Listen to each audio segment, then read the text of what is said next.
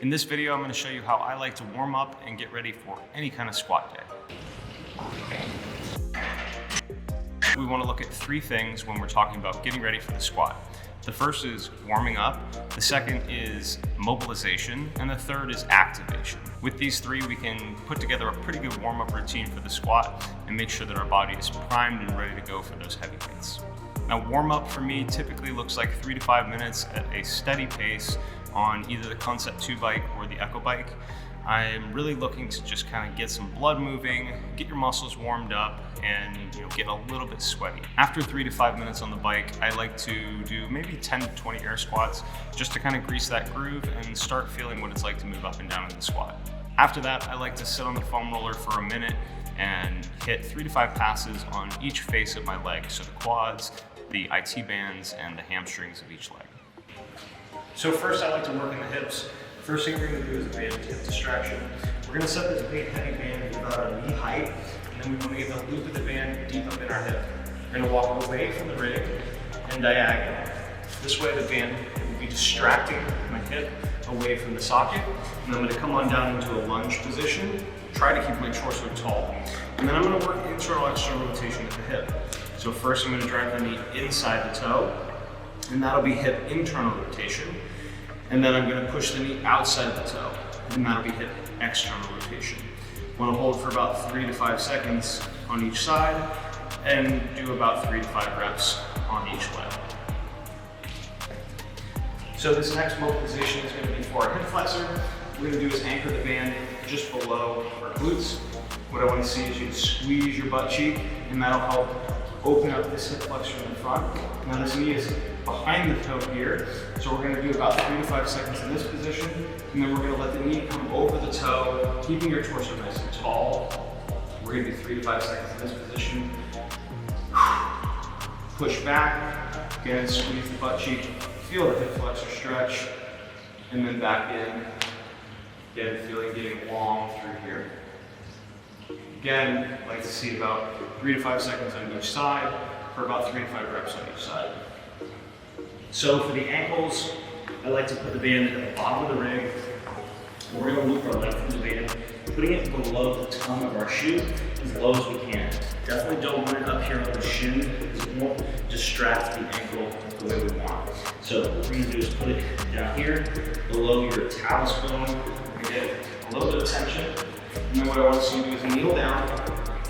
And we're going to put our knee over the toe, trying to get as much weight here as we can. That'll help get the stretch in the ankles.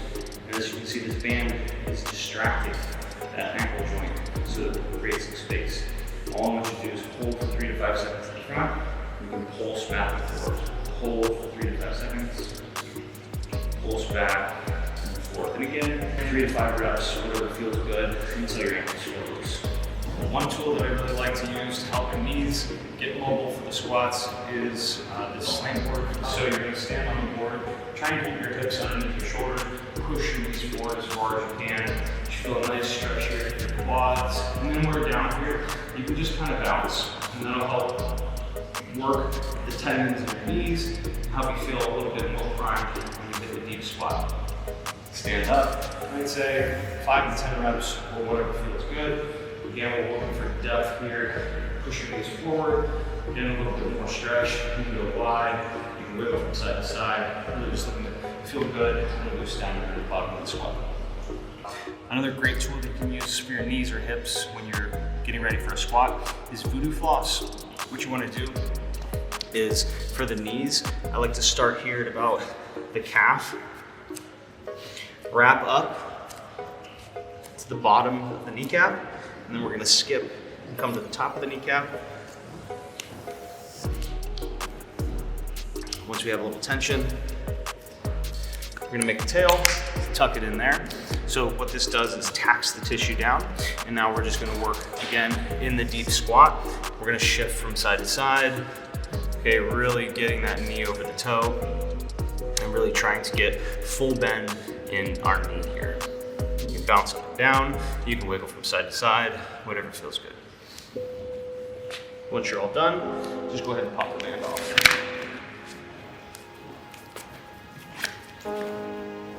Now that we're done with warm up and mobilization, I like to look at activation next. So taking a little mini band, we're gonna pop this around our ankles. You can do this with just the band. I like to take a barbell, take a couple steps out.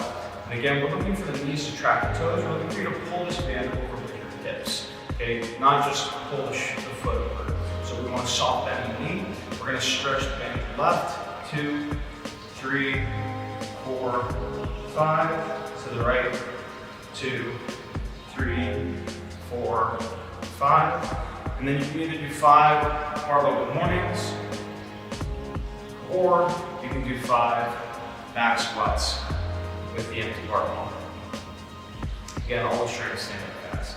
Again, work through about 3 to 5 rounds, 3 to 5 steps each side, and 3 to 5 squats. So the last part of activation that I look at when we go for the squat is the trunk. This is going to be super important when we're talking about bracing for a really heavy load. So what I do is hold bar on your back, take a couple steps out, and then we're just going to twist from side to side, keeping the barbell level. And what I want you to do is stop the rotation of the bar with your obliques. So we're actively using our abs to stop that rotation. I want to do about 20 to 30 reps of these twists and stopping the rotation. And finally, I like to get my cue ball warmed up with some side bends. What we're going to do is dip the left-hand side of the bar to the left, and then we're going to use our obliques on the right-hand side to contract and pull the bar back to level. We're going to dip from side to side, again, dipping to the right, pulling up to the left, dipping to the left, pulling up to the right, dipping to the right, pulling up to the left. Now, I've found that the more focus and attention that I can bring to my warm-up, then the better typically my sets of squats go later on. So that's what I do to warm up for a heavy squat day. Remember, we want to warm up the body, mobilize the joints, and then activate your muscles, and that should make you feel better in the squat and help you hit some bigger lifts. Please leave any questions you have in the comments below. Hit like if you enjoyed the video. Thank you so much for watching, and I'll see you soon.